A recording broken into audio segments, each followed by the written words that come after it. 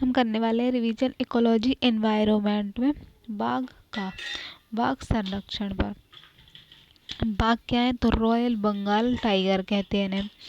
बाघ Panthera tigers यानी फ्लीडे परिवार के स्तनधारी हैं। इन्हें पैंथेरा जीनस में चार बड़ी बिल्लियां हैं। चार बड़ी बिल्लियों में से एक है। ये सभी एशियाई बड़ी बिल्लियों में सबसे बड़े होते हैं। बाघ शिकार के लिए मुख्य रूप से गंध के बजाय दृष्टि और ध्वनि यानी दृष्टि और ध्वनि, गंध नहीं, दृष्टि और ध्वनि पर भरोसा करते हैं। बड़ी बिल्लियों में केवल टाइगर और जगुआर ही मजबूत तैराक होते हैं। तो टाइगर होते हैं तैराक और जगुआर मजबूत तैराक होते हैं। बाघ अकेले शिकार करते हैं। मुख्य रूप से मध्यम से बड़े आकार के शिकारी जानवरों जैसे कि हिरण, जंगली सुअर और गैर और जंगली भैंसे, इन सबको मध्यम आकार के जो होते हैं जानवर उनका शिकार करते हैं। दुनिया भर में बाघों को संकटग्रस्त जानवर माना जाता है। रॉयल बंगाल टाइगर बाघों की सबसे आम उपजाति है। यह भारतीय राष्ट्रीय पशु है। प्राकृतिक आवास, तो ये विभिन्न प्रकार के आवासों में रहते हैं, जैसे उष्णकटिबंधीय वर्षावन, मैंग्रोव दलदल में, सदाबहार वन, घास के मैदान, सवाना और चट्टानी क्षेत्रों में भी मिलते हैं। जंगल में रॉयल बंगाल टाइगर बांग्लादेश, नेपाल, भारत, भूटान, बर्मा, चीन और कुछ हिस्सों में खंडी क्षेत्रों में भी उष्णकटिबंधीय जंगलों, दलदल की भूमि और लंबे घास के मैदान में ये रहते हैं।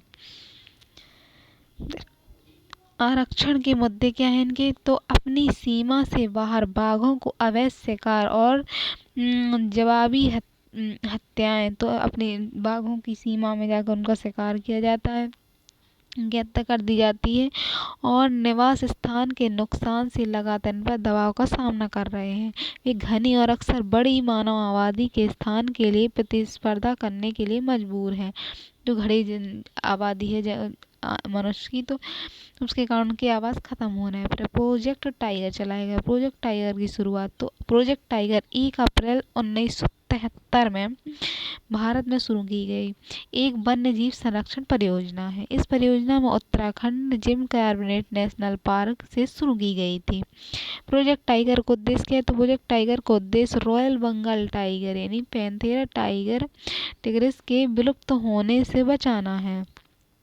परियोजना का उद्देश्य विशेष रूप से गठित बाघ अभयारण्यों और बाघों का संरक्षण करना, बाघ अभयारण्यों का और बाघों का संरक्षण करना, उनके प्राकृतिक वातावरण में व्यवहार बाघों की आबादी को बनाए रखना है। प्रोजेक्ट टाइगर की पृष्ठभूमि।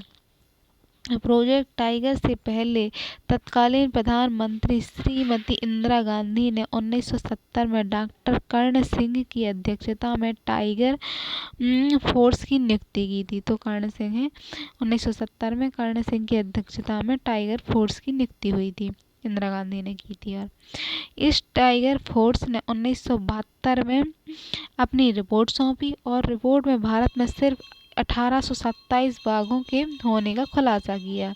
जैविक दबाव को देखते हुए रिपोर्ट के अनुमान लगाया गया कि अगर तत्काल संरक्षण का उपाय नहीं किया गया तो 20वीं सदी के अंत तक बाघ विलुप्त हो जाएंगे। 1970 के दशक में विभिन्न परिस्थितिक तंत्रों में 9 टाइगर रिजर्व स्थापित किए गए। तो 70 में तुरंत 9 टाइगर रिजर्व बनाए गए थे। प्रोजेक्ट टाइगर की शुरुआत में स्थित 9 टाइगर रिजर्व थे। तो 9 टाइगर रिजर्व में मानस असम में बनाया गया, पामलू बिहार में, सिमलीपाल उड़ीसा में, कार्बेट उत्तर प्रदेश में, कान्हा मध्य प्रदेश में, मेलघाट महाराष्ट्र में, बांदीपुर कर्नाटक में, रणथंभौर राजस्थान में और सुंदरवन पश्चिम बंगाल में। तो ये 9 टाइगर रिजर्व बनाए गए थे 1970 में। प्रोजेक्ट टाइगर की रणनीति, तो रिजर्व के भीतर मानव गतिविधियों को प्रतिबंधित करने के प्रयास में टाइगर फोरम ने कोर और बफर रणनीति तैयार की थी। एक कोर क्षेत्र होगा, एक बफर क्षेत्र होगा। तो इस तरह की रणनीति उन्होंने बनाई थी। मुख्य क्षेत्र, जो मुख्य क्षेत्र है तो उसको मुख्य क्षेत्र को एक राष्ट्रीय उद्यान के रूप में नामित किया गया था और सभी मानवीय गतिविधियों पर प्रतिबंध लगा दिया। अर्थात बफर क्षेत्र और संरक्षित क्षेत्र उन्मुख भूमि उपयोग के अधीन थी। तो बफर क्षेत्र और बफर क्षेत्र जो था उसमें मानव गतिविधियां भी प्रतिबंधित थी। फिर मुख्य क्षेत्र से लोगों को स्थानांतरित करने का विचार था, यानी मुख्य क्षेत्र जहाँ था तो लोग वहाँ नहीं रह सकते थे, स्थानांतरित करने का विचार था, लेकिन वे बफर क्षेत्र में बाघों के साथ सह अस्तित्व में रह सकते थे। संरक्षण सिद्धांत के आधार पर प्रत्येक टाइगर रिजर्व के लिए प्रबंधन योजना तैयार की गई थी। प्रोजेक्ट टाइगर का प्रशासन, प्रोजेक्ट टाइगर को राष्ट्रीय बाघ संरक्षण प्राधिकरण द्वारा प्रशासित किया गया। तो कौन राष्ट्रीय बाघ संरक्षण प्राधिकरण प्रशासित करता है? परियोजना के समग्र प्रशासन की निगरानी एवं संचालन समिति द्वारा की जाती है, जिसका नेतृत्व एक निर्देशक करता है। प्रोजेक्ट टाइगर की उपलब्धियां। प्रोजेक्ट टाइगर ने विलुप्त बाघों को जो विलुप्त हो रहे थे तो लुप्त प्राय बाघों को विलुप्त होने से बचाया और इनके निवास स्थान की सुरक्षा स्थिति में सुधार करके प्रजातियों को पुनः प्राप्ति के लिए एक सुनिश्चित मार्ग रखा। 1973 में 9 टाइगर रिजर्व से बढ़कर 2023 और 23 में और 54 टाइगर रिजर्व हो गए थे। मुख्य प्रजातियों का संरक्षण करते हुए परियोजना ने पौधों और जानवरों की कई अन्य प्रजातियों को विलुप्त होने से बचाया। तो पौधों को बचाया, जानवरों को बचाया। राज्यों को स्थानीय कार्यबल और पूर्व सैनिक कर्मियों की तैनाती के माध्यम से सुरक्षा बढ़ाने के लिए वित्तीय सहायता प्रदान की गई थी। सीमांत क्षेत्र में पर्यावरण विकास संबंधी निवेशों के अलावा पर्यावरण पर्यटन और स्थानीय समुदायों को लाभान्वित होते रहे। तो पर्यावरण का विकास हुआ, निवेश के अलावा पर्यावरण पर्यटन से स्थानीय लोगों को लाभान्वित हुए। परियोजना ने वन्य जीव प्रबंधन योजना, आवास बहाली, संरक्षण और पर्यावरण विकास के लिए एक रोल मॉडल के रूप में कार्य किया। तो वन्य जीवों का संरक्षण किया, पर्यावरण का विकास किया, आवास की उनको बनाए रखा। भारत में टाइगर रिजर्व की सूची। तो टाइगर रिजर्व की सूची में टाइगर्स का नाम, राज्य, प्रोजेक्ट टाइगर के समावेशन का वर्ष और कुल क्षेत्रफल। टाइगर रिजर्व की इस तरह सूची थी। फिर इसमें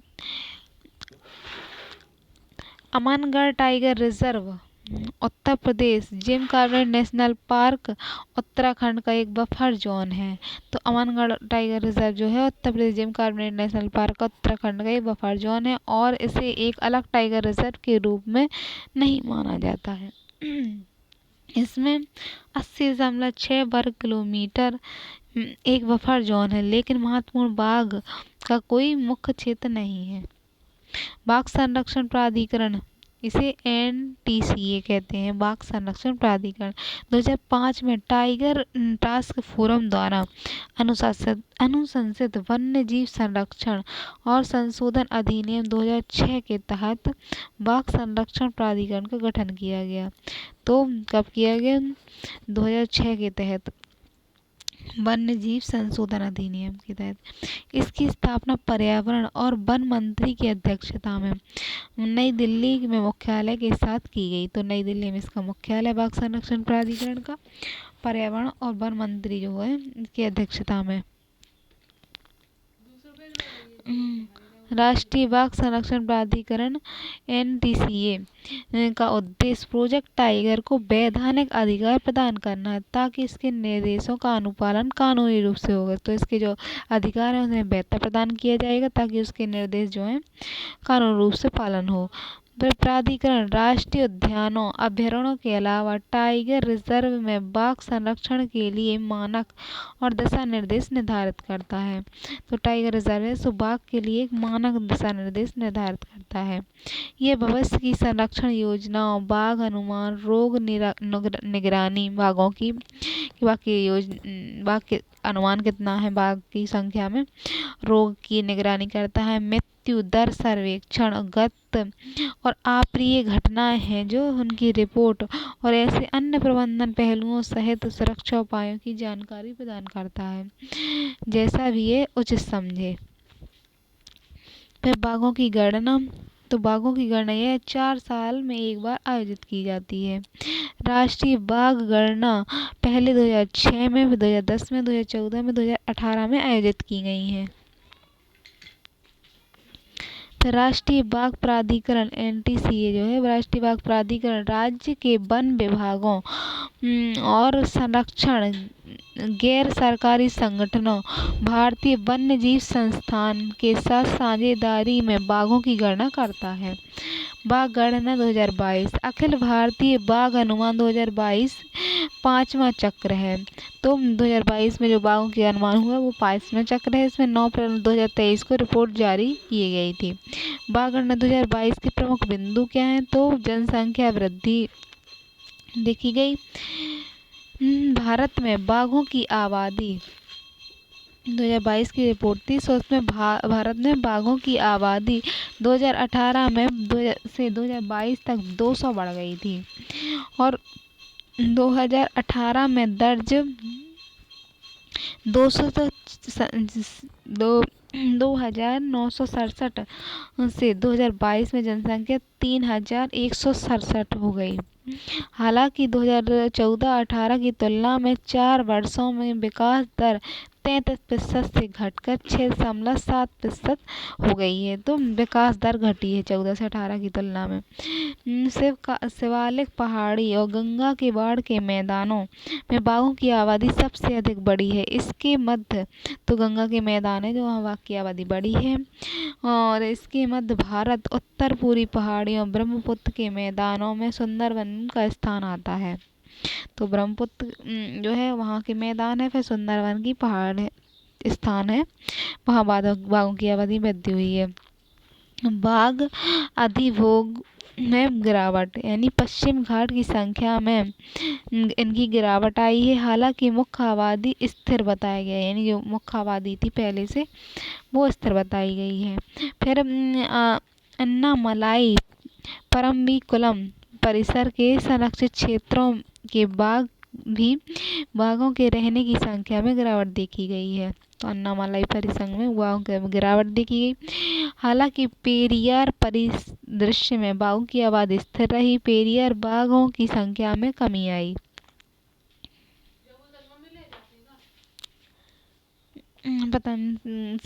फिर झारखंड, उड़ीसा, छत्तीसगढ़, तेलंगाना में बाघों में के अधिभोग में गिरावट देखी गई है। तो इस तरह से गिरावट भी आई है कहीं। फिर परिदृश्य में संरक्षण और प्राथमिकताएं क्या है?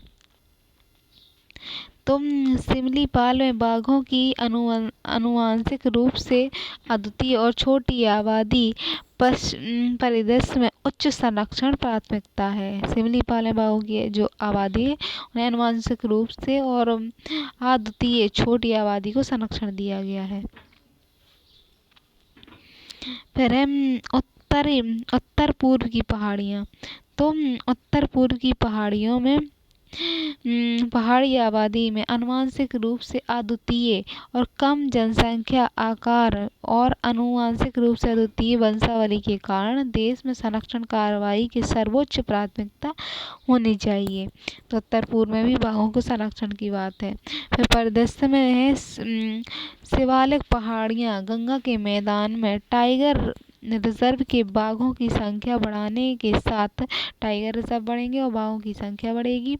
उत्तराखंड, उत्तर प्रदेश में बाघों और मेगा सहकारी जीवों के साथ संघर्ष को कम करने, जो सहकारी जीव है उनके साथ संघर्ष कम हो के लिए निवेश करने की आवश्यकता है।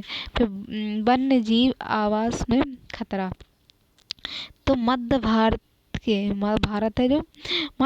की पहाड़ी इलाकों, पूर्वी घाटों, वन्य जीव आवास यानी संरक्षण क्षेत्र और गलियारे कई प्रकार के खतरे का सामना कर रहे हैं। तो पूर्वी घाट हैं जो पहाड़ी इलाके हैं वो संकट का सामना कर रहे हैं, जिनके आवास अतिक्रमण और बाघ और उनके शिकार दोनों अवैध शिकार शामिल है। तो बाघों का शिकार भी हो रहा है और जो बाघ जिनका शिकार करते हैं उनका शिकार भी, और गलियारों के लिए का संकट है।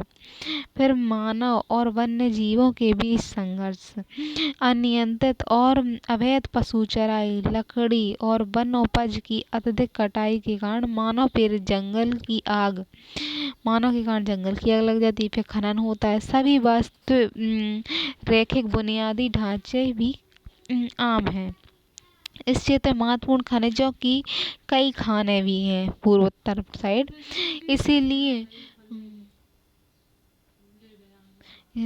इसीलिए न्यून खनन प्रभाव तकनीक और खनन स्थानों के पुनर्वास जैसे समान उपायों को प्राथमिकता दी जानी चाहिए। अन्य संरक्षण प्रयास, तो इंटरनेशनल बिग कैट्स अलायंस क्या है? भारत ने 9 अप्रैल 2023 को international big cats alliance launch किया गया। तो 2023 में लॉन्च किया गया। ये दुनिया की सबसे बड़ी बिल्ली की 7 प्रमुख प्रजातियों के रक्षण और संरक्षण पर ध्यान केंद्रित करेगा। ये प्रजातियां बाघ, शेर, तेंदुआ, हिम तेंदुआ, प्यूमा, जगुआर और चीता हैं। तो बाघ है, इसमें शेर है, तेंदुआ है, हिम तेंदुआ है, प्यूमा है, जगुआर है और चीता है। ये गठबंधन इन 7 बड़ी बिल्ली प्रजातियों के संरक्षण प्रयासों पर सहयोग करने के लिए दुनिया भर के देशों और संरक्षणवादियों और विशेषज्ञों को इसमें साथ लाना है। कि दुनिया में जितने भी संरक्षणवादी हैं सबको साथ लाना है। अब है international big cats alliance IBC। International big cats alliance के माध्यम से भारत इन प्रजातियों के संरक्षण में ज्ञान, विशेषज्ञता और सर्वोत्तम प्राथमिकताओं और अन्य देशों के साथ साझा करने की उम्मीद करता है। इसमें इंडोनेशिया है, ब्राजील है, दक्षिण अफ्रीका जैसी बड़ी बिल्ली वाले आबादी क्षेत्र हैं। फिर गठबंधन का उद्देश्य संरक्षण के लिए स्थानीय समाधान बनाने और सरकारों, गैर सरकारी संगठनों और निजी क्षेत्रों के बीच सहयोग की सुविधा बनाना है। तो क्रिटिकल टाइगर हैबिटेट्स क्या है? तो क्रिटिकल टाइगर हैबिटेट्स, जिसे टाइगर रिजर्व के कोर क्षेत्र के रूप में जाना जाता है, कोर क्षेत्र के रूप में जाना जाता है, की पहचान है। फिर वन्य जीव जो संरक्षण अधिनियम 1972 के तहत जारी है, वन्य जीव संरक्षण 72 के तहत। ये वैज्ञानिक प्रमाण पर आधारित है। अनुसूचित जातियों या ऐसे वनवासियों के अधिकारों को प्रमाणित करता है। तो अनुसूचित जातियों के अधिकारों को प्रमाणित करता है। ऐसे बाघों को बाघ संरक्षण के उद्देश्य से अक्षत के रूप में रखा जाना आवश्यक है। तो इन्हें बाघों को संरक्षण दिया जाता है। फिर है क्रिटिकल टाइगर हैबिटेट की अधिसूचना राज्य सरकारों द्वारा इस उद्देश्य के लिए गठित विशेष समिति के परामर्श से की जाती है। क्रिटिकल टाइगर हैबिटेट्स इसमें आंध्र प्रदेश में नागार्जुन सागर श्रीशैलम टाइगर रिजर्व भारत में सबसे बड़ा बाघ टाइगर रिजर्व है, जिसमें क्रिटिकल टाइगर हैबिटेट्स के सबसे बड़ा क्षेत्र है। हमें सरिस्का टाइगर क्राइसिस, तो सरिस्का में संकट आया था टाइगरों के लिए। तो भारत में पहली बार महसूस किया गया कि बाघ संरक्षण कार्यक्रम विफल हो रहा है, और जब 2024 में सरिस्का ने अपने सभी बाघों को खो दिया। मार्च 2005 तक भारतीय वन्यजीव संस्थान WAIA ने अपनी अंतिम रिपोर्ट में पुष्टि की कि वास्तव में सरिस्का में बाघ नहीं है। तो बाघ बिल्कुल लाइट बचे 2005 के और 4 के में। उसके बाद भारत में तत्कालीन प्रधानमंत्री केंद्रीय जांच ब्यूरो यानी CBI से गुमशुदाओं की जांच करने को कहा। CBI ने बताया कि जुलाई 2002 में शिकारी जो थे बाघों को रिजर्व में मार रहे थे, तो बाघों को वो मार रहे थे शिकार करके। और आखिरी 6 बाघ 2004 में ग्रीष्मकालीन मानसून से मर गए। प्रधानमंत्री ने बाघ संरक्षण की समीक्षा के लिए एक जनादेश के साथ टाइगर टास्क फोर्स की स्थापना की। टाइगर टास्क फोर्स ने 2005 में ज्वाइनिंग द डॉट्स शीर्षक एक रिपोर्ट में प्रस्तुत की। रिपोर्ट में टाइगर रिजर्व के प्रबंधन, टूटने और क्षेत्र में वाणिज्यिक अवैध शिकार की भूमिका की ओर इशारा किया। रिपोर्ट में बताया गया कि पार्क के कोर क्षेत्र के भीतर मानव आवास बाघों के आवास में गिरावट और अशांति का कारण बन रहे हैं। तो रिपोर्ट में बताया कि पार्क के जो कोर क्षेत्र हैं उनके भीतर मानव के आवास बन रहे हैं और बाघों की स्थिति गंभीर हो रही है, अशांति का कारण है। आखिरकार प्रोजेक्ट टाइगर और राष्ट्रीय बाघ संरक्षण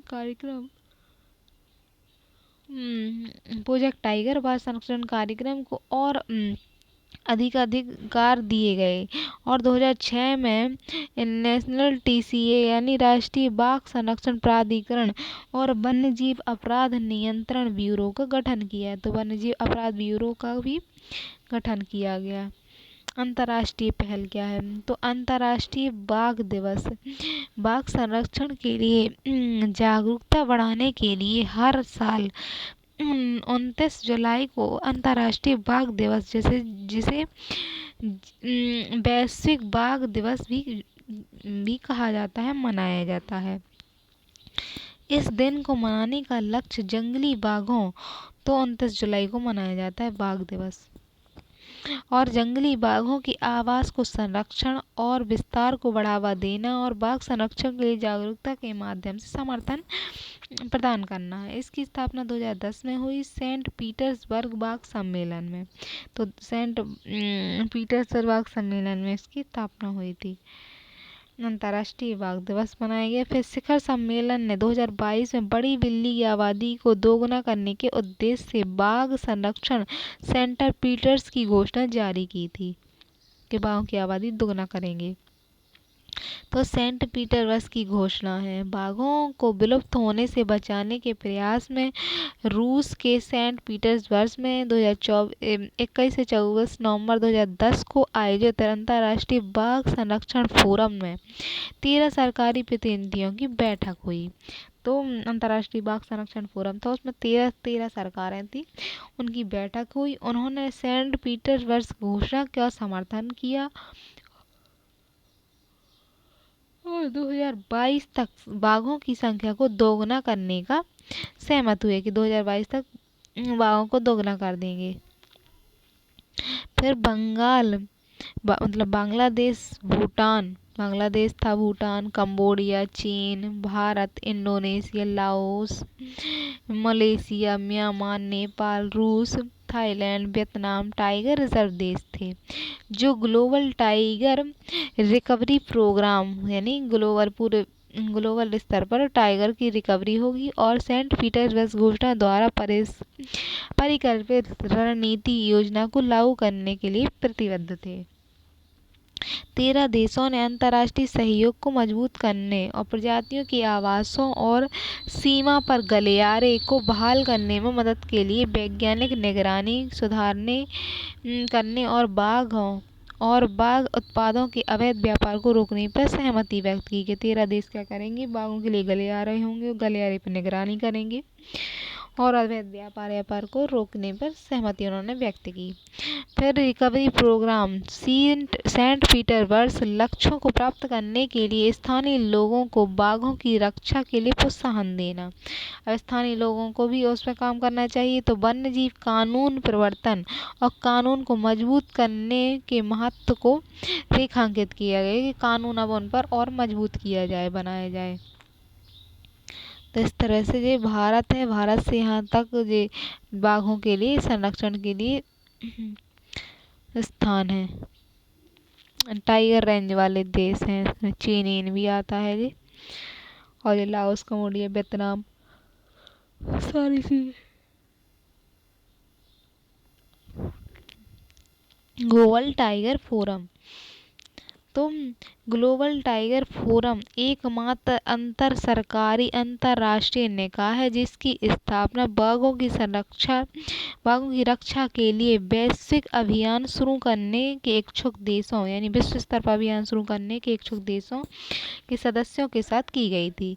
ग्लोबल टाइगर फोरम का गठन 1993 में नई दिल्ली, भारत में बाघ संरक्षण पर एक अंतर्राष्ट्रीय संगोष्ठी की सिफारिश पर किया गया। तो अंतर्राष्ट्रीय जो सम्मेलन टाइप का था, गोष्ठी लगी थी, यानी उसमें 1993 में नई दिल्ली में शुभारंभ हुआ।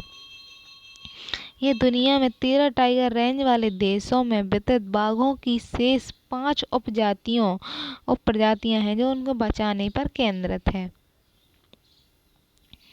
ये सरकारी नीति, सामान्य दृष्टिकोण, तकनीकी विशेषज्ञता, वैज्ञानिक मॉडल और अन्य उपयुक्त कार्यक्रमों का उपयोग करती है।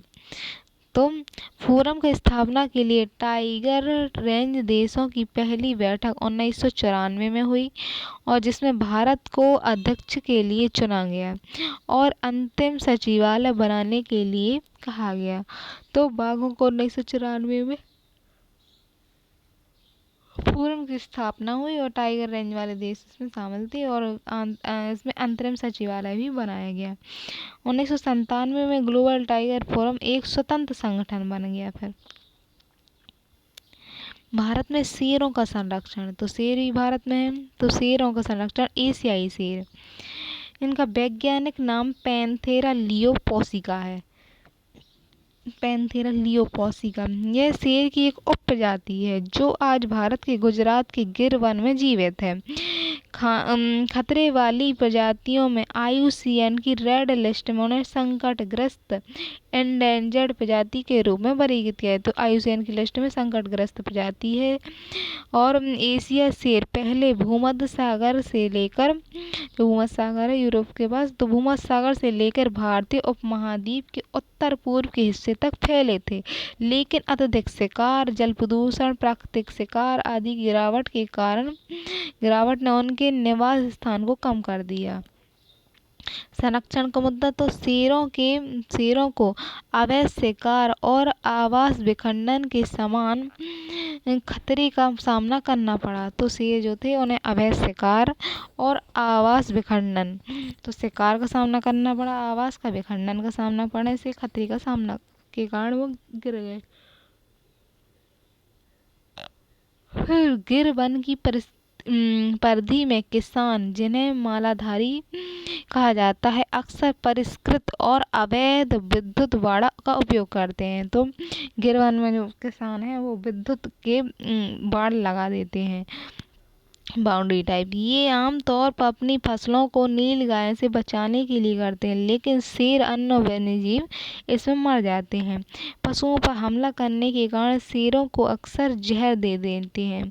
तो पशुओं पर हमला करते हैं ये, और पशुओं पर तो उन्हें जहर दे दिया जाता है। फिर सिंचाई के क्षेत्र में किसानों द्वारा खोदे गए 15,000 से 20,000 खुले कुएं हैं और शेर उसमें डूबकर मर जाते हैं।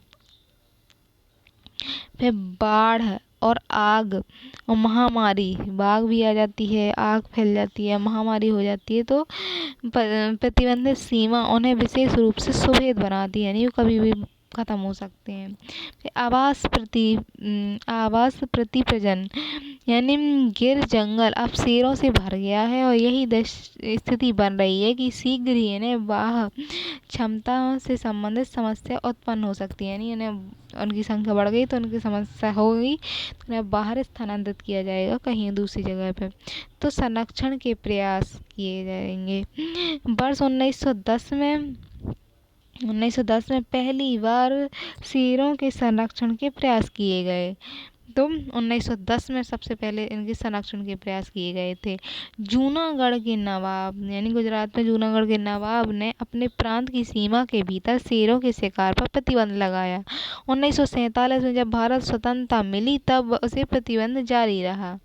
फिर 1960 के दशक में गिर वन अंतिम जीवित भारतीय शेरों का घर था, यानी और कहीं भाग नहीं वो शेर नहीं थे। फिर राष्ट्रीय उद्यान और अभ्यारण्य में परिवर्तित कर दिया गया, तो राष्ट्रीय उद्यान बनाए गए और अभ्यारण्य बनाए गए। शेर संरक्षण कार्यक्रम 1965 शुरू किया गया, तो शेरों के संरक्षण के लिए कार्यक्रम 1965 शुरू किया गया था, और तब से शेरों की संख्या लगातार बढ़ रही है। वर्तमान में मध्य प्रदेश के कोनों में और पालपुर परियोजना गिर से शेरों के भीड़ को कम करने के उद्देश्य से शुरू की जा रही है, यानी कोनों मध्य प्रदेश के कोनों नेशनल पार्क में गिर के शेरों को अब लाया जाएगा। शेरों की आबादी को यहाँ स्थानांतरित किया जाएगा, और पालपुर कोनों पूर्व में शेरों का निवास स्थान रहा है। प्रोजेक्ट लायन की शुरुआत। तो प्रोजेक्ट लायन की घोषणा 15 अगस्त 2020 को 74वें स्वतंत्रता दिवस के समारोह पर की गई थी। तो प्रोजेक्ट लायन की शुरुआत 74वें स्वतंत्रता दिवस पर हुई, और इसको एशियाई शेर संरक्षण के लिए शुरू किया गया है, एशिया के शेरों को संरक्षण करने के लिए। इसकी अंतिम शेर वन आबादी गुजरात की एशियाई शेर लैंडस्केप में है, तो गुजरात में है इसकी आबादी। प्रोजेक्ट लायन का उद्देश्य क्या है? इसका उद्देश्य प्रबंधन में आधुनिक तकनीक के साथ साथ शेरों में बीमारी के मुद्दे को संबोधित करते हुए आवास विकास करना है। तो आधुनिक तकनीक है, तो आधुनिक तकनीक के साथ साथ शेरों की जो बीमारी है, तो शेरों की बीमारी के मुद्दे को भी संबोधित करना और आवास का विकास करना है, ताकि बीमारी पता चले और उनको सुरक्षा की जा सके। यह परियोजना मानव वन्यजीव संघर्ष को भी संबोधित करती है, कि मानव और वन्य जीवों के बीच कैसा संघर्ष है। इसमें शेरों के परिदृश्य के आसपास रहने वाले स्थानीय समुदायों को शामिल किया जाएगा, और आजीविका के अवसर भी प्रदान किए जाएंगे। प्रोजेक्ट लायन का क्रियान्वयन। ये परियोजना पर्यावरण, वन, जलवायु परिवर्तन मंत्रालय के अधीन है। इस प्रोजेक्ट में टाइगर की तर्ज पर बनाया गया है। फिर परियोजना में शेरों के प्रजनन और उद्देश्य से सौराष्ट्र के रामपारा, जूनागढ़ के सक्कर बाग और सतरवीरदा के 3 जीन पूल स्थानों की स्थापना की गई है। तो यहाँ प्रजनन के लिए, शेरों के प्रजनन में सौराष्ट्र के रामपारा और जूनागढ़ के सक्कर बाग में और सतवीरदा में 3 जीन पूल की स्थापना की गई थी, वो प्रजनन कर सकें। इस परियोजना ने शेरों में इन प्रजातियों के पुनः परिचय में 6 नए संभव स्थानों की 6 जो नए संभावित स्थानों की भी पहचान की। फिर 6 नई संभावित स्थान। कूनो पालपुर वन्य जीव अभ्यारण्य के अलावा प्रोजेक्ट लायन के तहत पहचाने गए 6 नए स्थान हैं। तो कूनो पालमपुर है जो, उसमें अभ्यारण्य के अलावा प्रोजेक्ट लायन के तहत पहचाने गए 6 स्थान हैं। तो माधव राष्ट्रीय उद्यान मध्य प्रदेश, सीता माता वन्यजीव अभयारण्य Rajasthan, Mudira hills tiger reserve Rajasthan, Gandhi Sagar वन्यजीव अभयारण्य मध्य प्रदेश है, गांधी सागर मध्य प्रदेश में है, और कुंभलगढ़ वन्यजीव राजस्थान में है, जुस्सोर बलराम अंजीव WLS आसपास गुजरात में है। तो नई 6 संस्थान हैं जहाँ प्रोजेक्ट लायन के तहत इन्हें पहचाना गया है, नए स्थान। तो फिर एशियाई शेरों की स्थिति कैसी है? तो जून 2020 में गुजरात वन विभाग ने तो 2020 में गुजरात का जो वन विभाग है उसने एशियाई शेरों की आबादी में वृद्धि की घोषणा की है। और 2015 में सिंह गणना में 523 की तुलना में 674 शेर दर्ज किए गए हैं। गिनने का अनुमान है कि 15वीं सिंह गणना के स्थान पर पुनः अवलोकन नामक जनसंख्या अवलोकन अभ्यास में लाया गया है, यानी पुनः जनसंख्या को जो अवलोकन करना होता है उसको भी अभ्यास किया गया है, यानी दोबारा गणना करने की बात कही गई है। शेरों की 15वीं गणना में 5 और 6 जून 2020 में होने वाली थी, लेकिन जो गणना अब अगली होने वाली थी तो जो 2020 में होने वाली थी, लेकिन कोविड-19 के प्रकोप के कारण निश्चितकाल के लिए स्थगित कर दिया गया। 2015 में पिछली गणना में शेरों की आबादी लगभग 29% वृद्धि हुई थी। इसके अलावा शेरों का वितरण 2015 में 22,000 वर्ग किलोमीटर क्षेत्र में था। यहीं शेर कितने क्षेत्र में रह रहे थे? 2015 में 22,000 किलोमीटर क्षेत्र में, 2020 में अब 30,000 किलोमीटर वर्ग क्षेत्र हो गया है। इससे पता चलता है कि जंगलों में के शेरों को भौगोलिक वितरण क्षेत्र में 36% की वृद्धि हुई है। तो 36% उनके क्षेत्र को बढ़ा दिया गया है कि और अच्छे से आराम से रहो। पिछले कई वर्षों में सामुदायिक भागीदारी और प्रौद्योगिकी पर जोर और वन्यजीव स्वास्थ्य देखभाल, उच्च आवास प्रबंधन, मानव के साथ संघर्ष कम हो और इनके लिए कदमों के कारण गुजरात में शेरों की आबादी लगातार बढ़ रही है। भारत ने गैंडे का संरक्षण, एक सींग वाले गैंडा, भारतीय गैंडे यानी राइनोसोरस यूनिकॉर्न्स।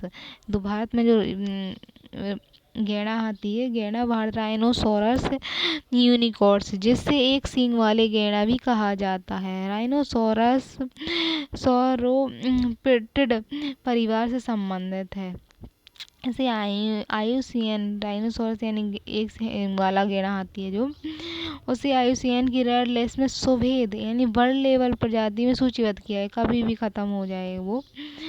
फिर मुख्य रूप से उत्तर पूर्वी भारत के कुछ हिस्सों में, नेपाल की तराई में नेपाल की जो तराई है उसमें संरक्षित क्षेत्र पाए जाते हैं, जहां आबादी हिमालय की तलहटी और नदी की तटी के मैदान तक सीमित है।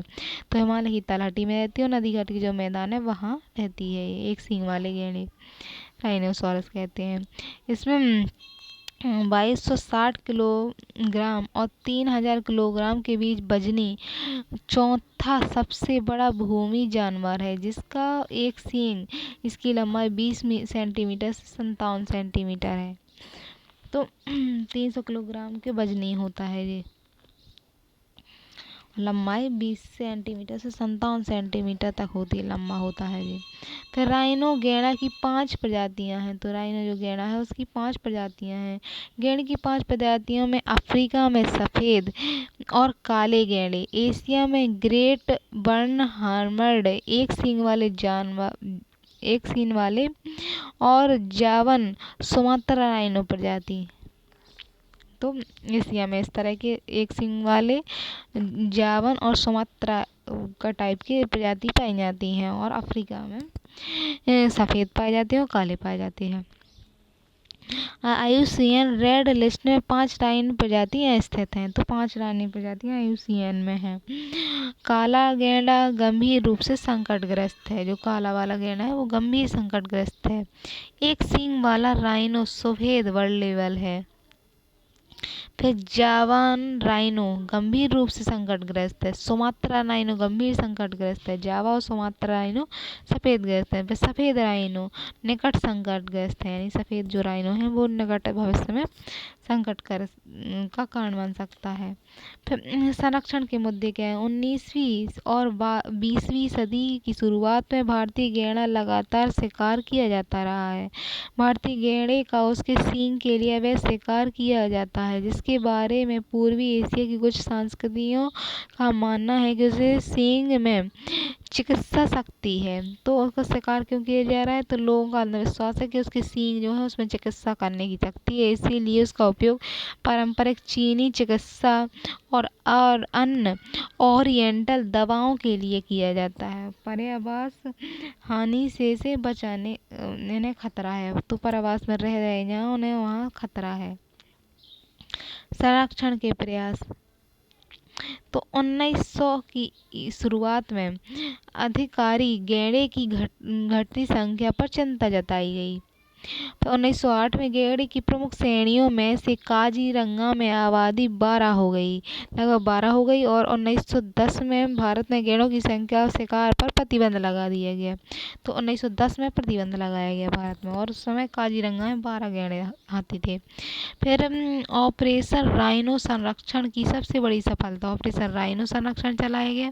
सबसे बड़ी सफलता है कि 1900 के आरंभ में केवल 100 गैंडे रह गए थे। जब 1900 आरंभ हुआ था तो उसमें 100 गैंडे रह गए थे, और एक सदी बाद उनकी आबादी फिर से 2000 हो गई है। तो एक सदी हो गई, उनकी आबादी 2000 हो गई है। नेपाल भारत की सरकारों ने विश्व वन्य जीव कोष की मदद से भारतीय गैंडा संरक्षण की दिशा में कदम किए। तो भारत ने, नेपाल ने विश्व वन्य जीव कोष है उससे संरक्षण की दिशा में काम किए।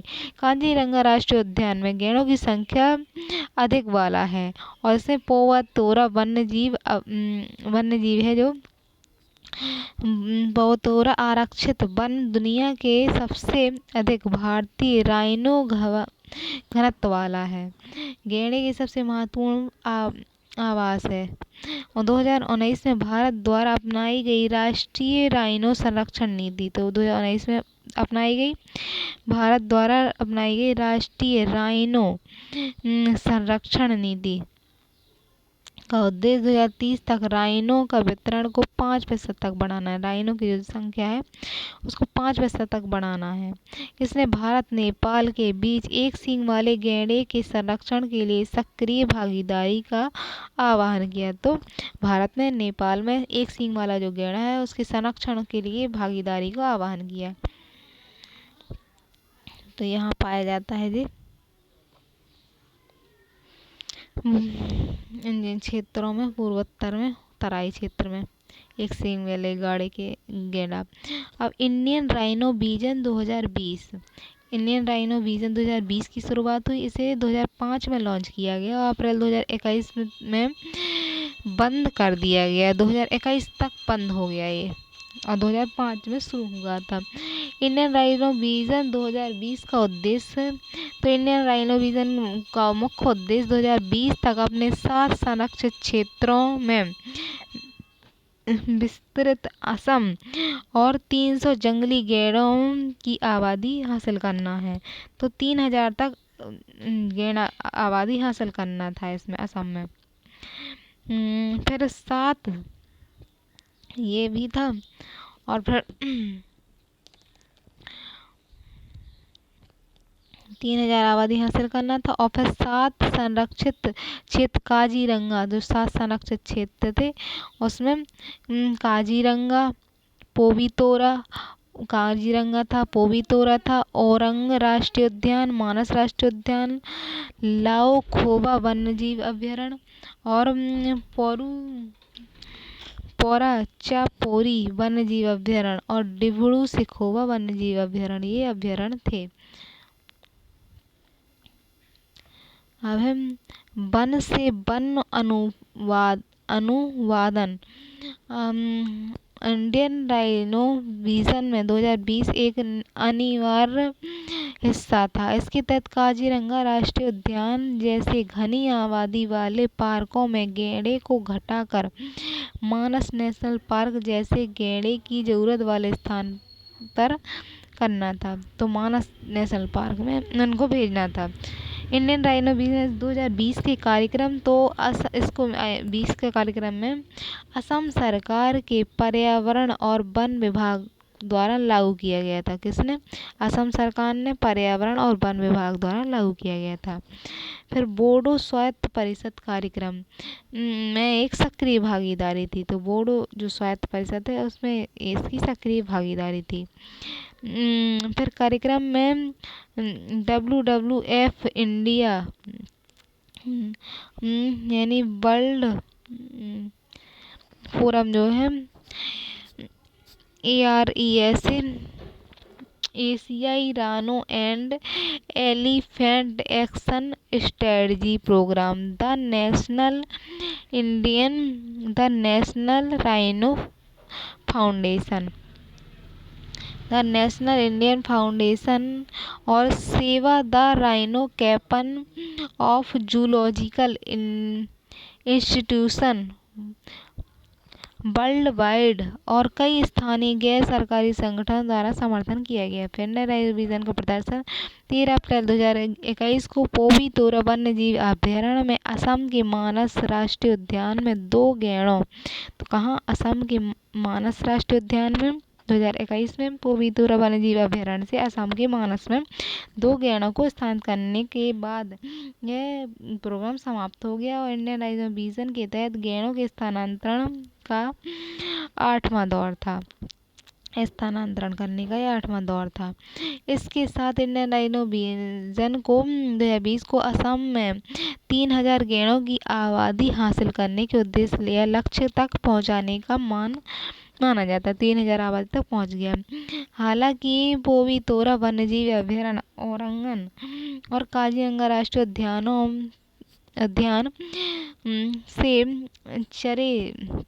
उद्यानों से परे 4 संरक्षित क्षेत्रों में गैंडे की आबादी को फैलने की योजना पूरा नहीं कर सका। तो 4 और में फैलाना था, वो पूरा नहीं हो पाया था।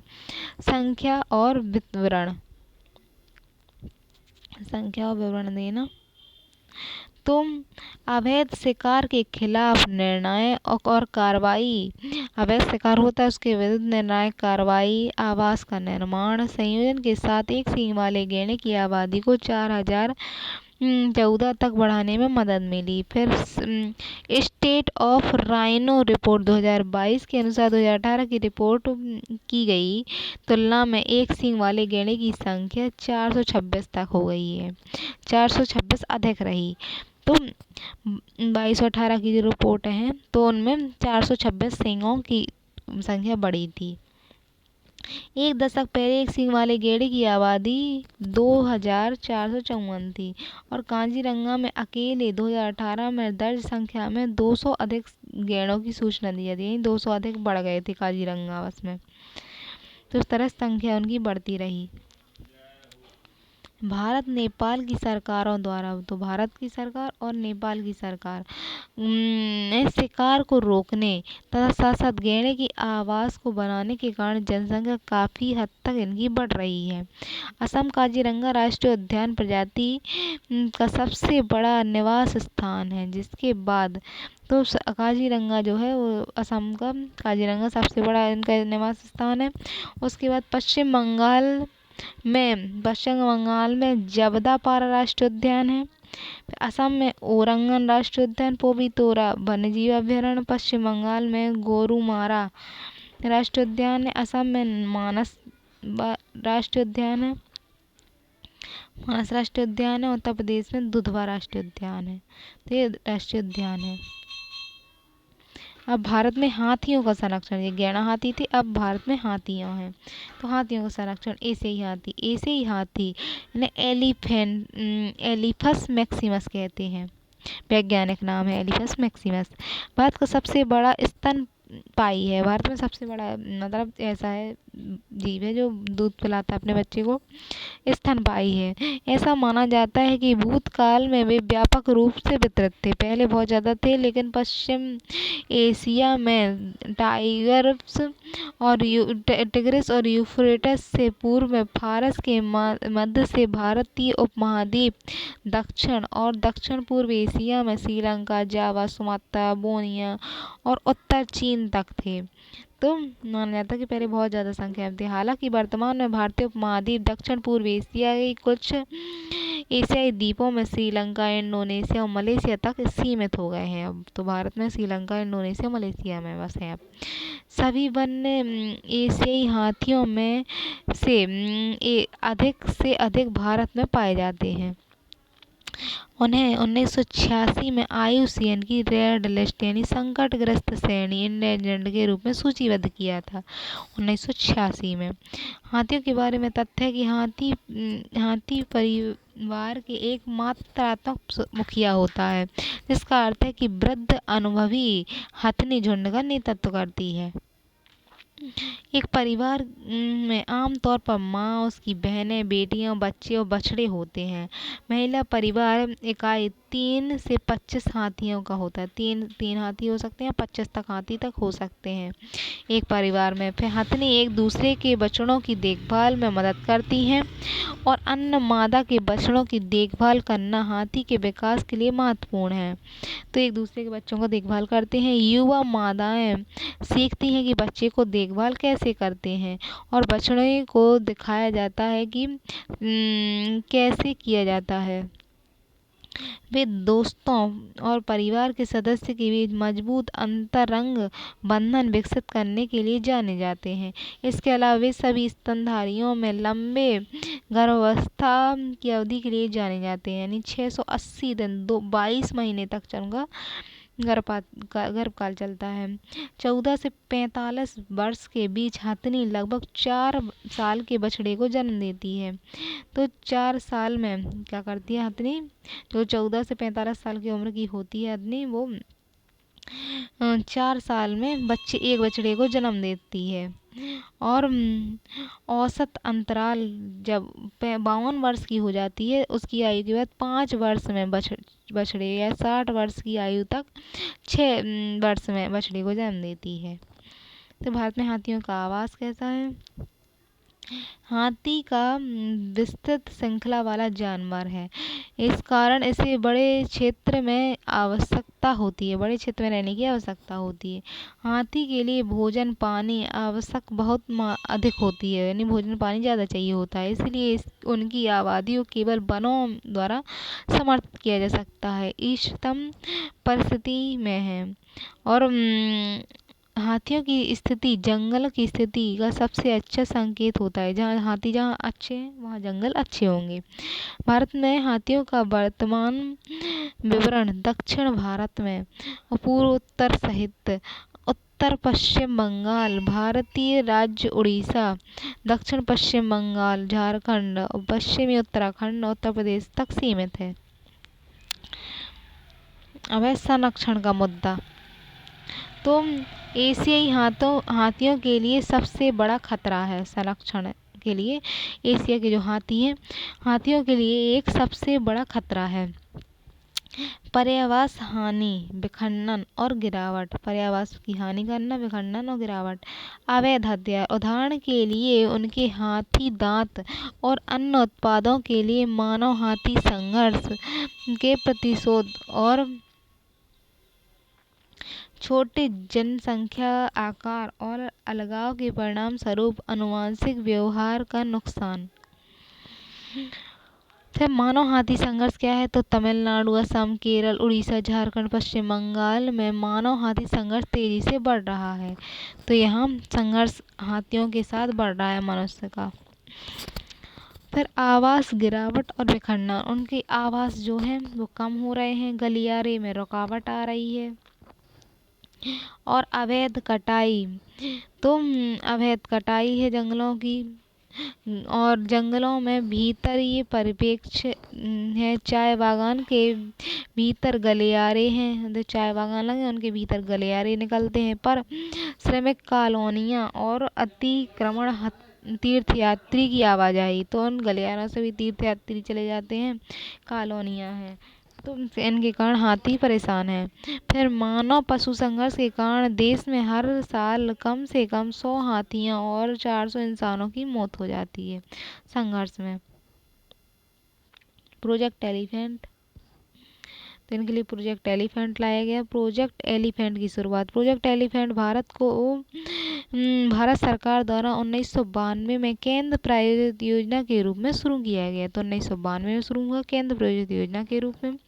प्रोजेक्ट एलिफेंट का उद्देश्य क्या है? तो हाथी उनकी आवास गलियारों की रक्षा करना, आवासों का और गलियारों की रक्षा करना, मनुष्य और पशु संघर्ष को हल करने के लिए। फिर पालतू हाथियों का कल्याण करना है।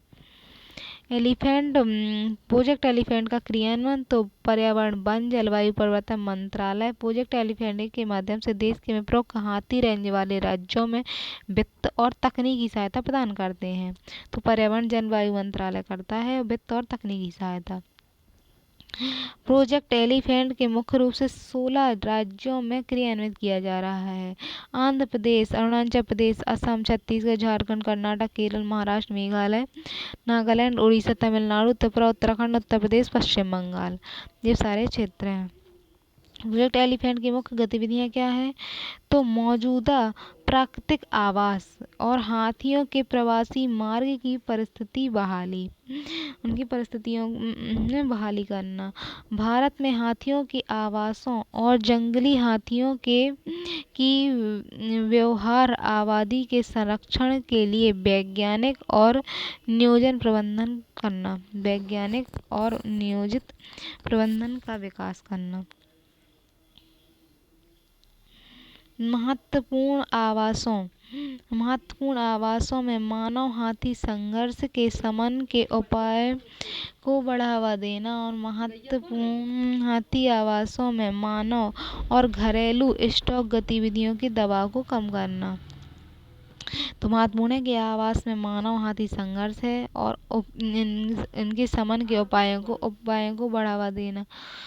शिकार और मौत के अप्राकृतिक कारणों, शिकार हो रहा है और मौतें भी हो रही हैं, इस कारणों से जंगल हाथी की सुरक्षा के उपाय को मजबूत करना है। तो हाथी प्रबंधन संबंधी मुद्दों का अनुसंधान करना, यानी रिसर्च करना हाथियों के प्रबंधन के लिए। फिर सार्वजनिक शिक्षा और जागरूकता कार्यक्रम चलाना, पर्यावरण विकास और पशु चिकित्सा देखभाल, ये सारे काम करने चाहिए।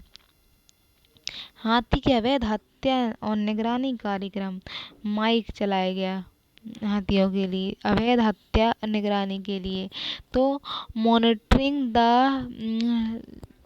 लाइजिंग किंग ऑफ एलिफेंट, तो माइक कार्यक्रम चलाया गया। माइक कार्यक्रम की शुरुआत हुई तो साइट्स है, कॉप पार्टियों के सम्मेलन होते हैं इसमें।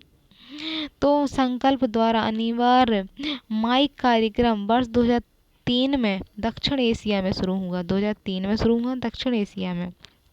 माइक कार्यक्रम का उद्देश्य क्या है?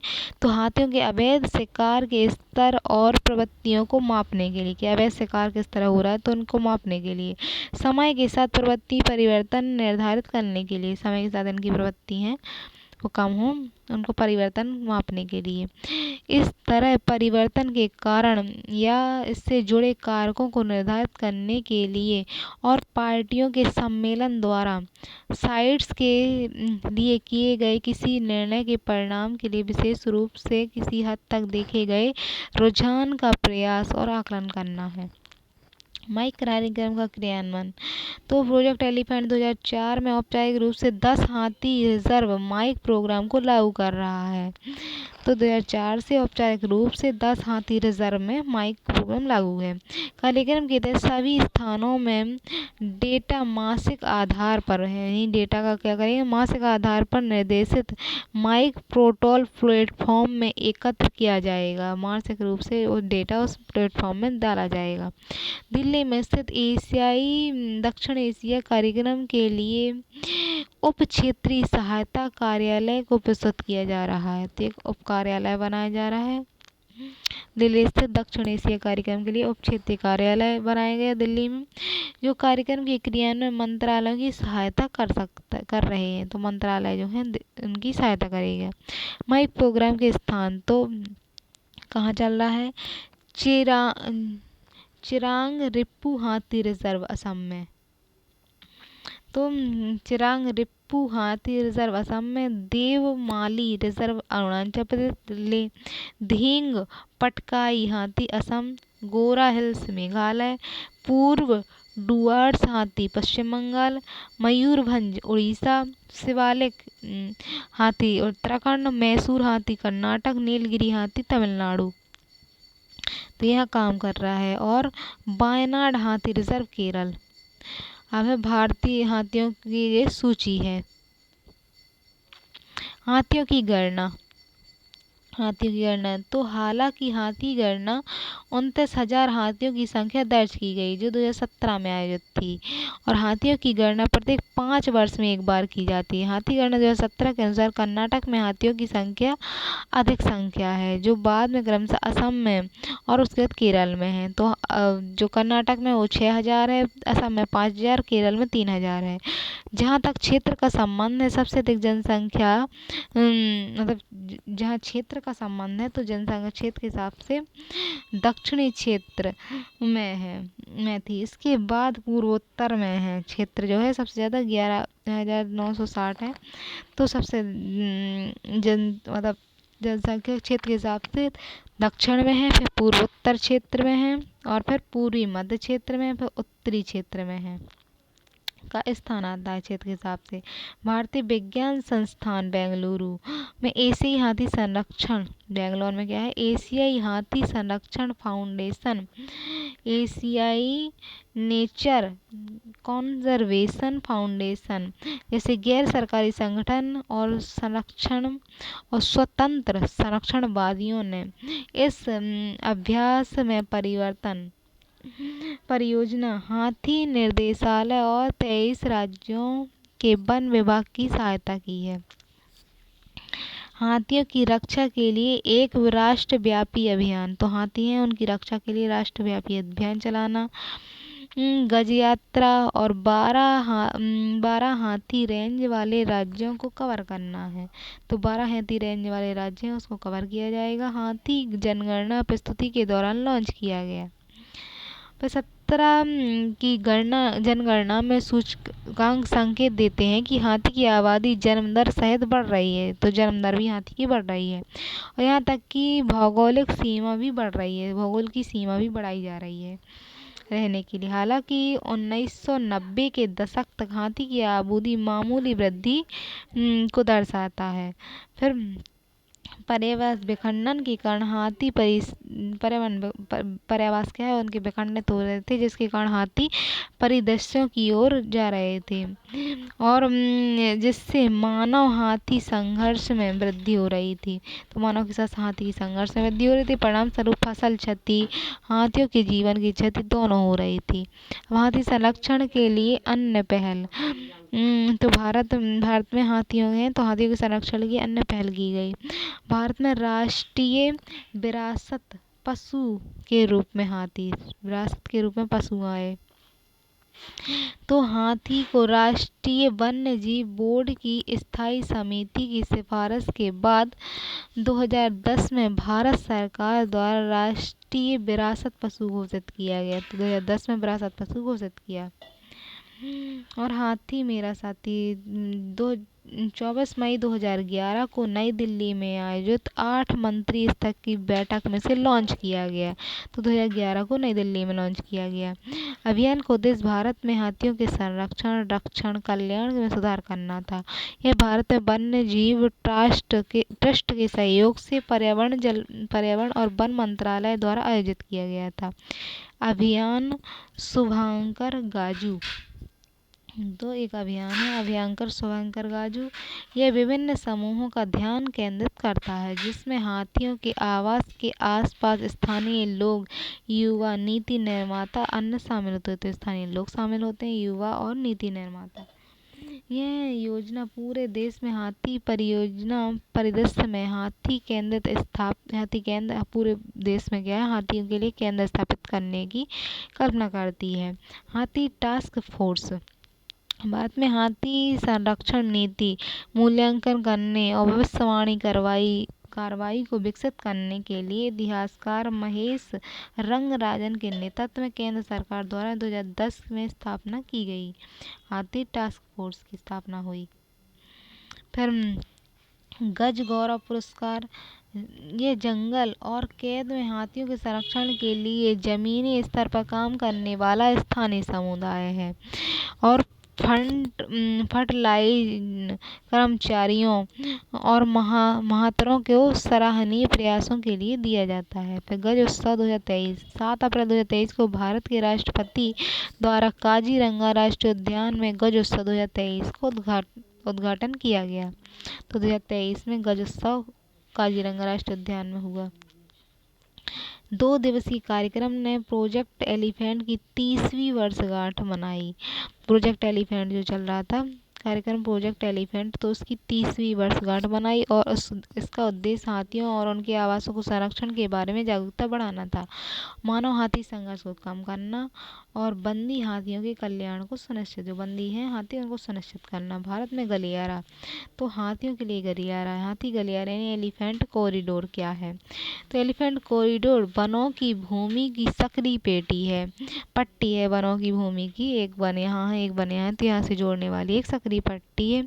हाथियों के बड़े आवासों का महत्वपूर्ण हाथियों की आबादी को जोड़ती है, तो आवास और हाथियों की आबादी को एक दूसरे से जोड़ती है। ये हाथियों के आवास के बीच हाथियों की आवाजाही के लिए एक वाहक नलिका के रूप में कार्य करती है।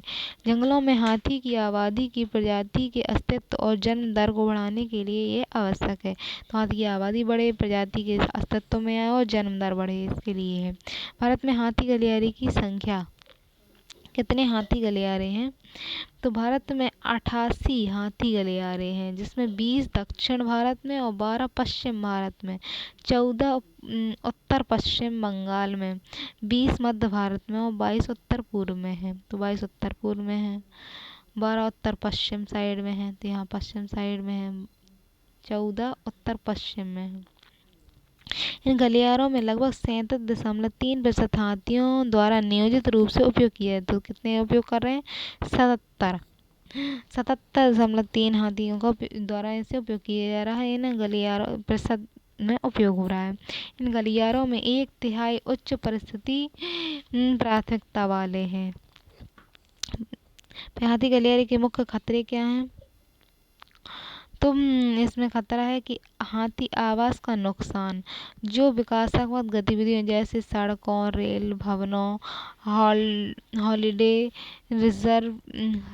रिसोर्ट्स और बिजली बाड़ आदि के निर्माण के कारण के गलियारों को खतरा है। फिर कोयला खनन, लौह अयस्क खनन जैसी खनन गतिविधियों के माध्यम से भारत में हाथी गलियारे के सबसे बड़े खतरे के रूप में वर्णित किया जाता है। कोयला खनन है, लौह अयस्क है। और फिर चारागाहों की कमी के कारण अधिकांश भंडारण सभी हाथियों को समायोजित करने में असमर्थ है। चारागाह की कमी है, जिसके परिणाम स्वरूप हाथियों द्वारा फसलों को नष्ट करने के कारण मानव हाथी के बीच संघर्ष होता है। समन रणनीति, तो हाथी गलियारों को आपस में संरक्षित करने, जहाँ तक संभव हो सके आरक्षित वनों के साथ जोड़ना, तो वनों के साथ इन्हें जोड़ा जाए। हाथी गलियारे को सुरक्षा प्रदान करने के लिए पारिस्थितिक रूप से संवेदनशील क्षेत्र या संरक्षण भंडारों की घोषणा की आवश्यकता है। संवेदनशील घोषित किया जाए, गलियारे में कहाँ संवेदनशील है और सुरक्षा प्रदान की जाए वहाँ। हाथी गलियारे को सुरक्षित करने के लिए संघर्ष क्षेत्रों के बाहर स्वैच्छिक पुनर्वास को बढ़ावा देने के लिए जागरूकता पैदा की जाए। स्थानीय आबादी को संवेदनशील बनाने की आवश्यकता होगी। फिर आवश्यक क्या है? तो आवश्यकता के अनुसार आवास बहाली के साथ साथ जानवरों की आवाजाही पर नज़र रखने पर भी आवश्यकता है कि जानवर कहाँ से कहाँ जा रहे हैं, तो उनकी आवाजाही पर भी ध्यान रखने की इसमें आवश्यकता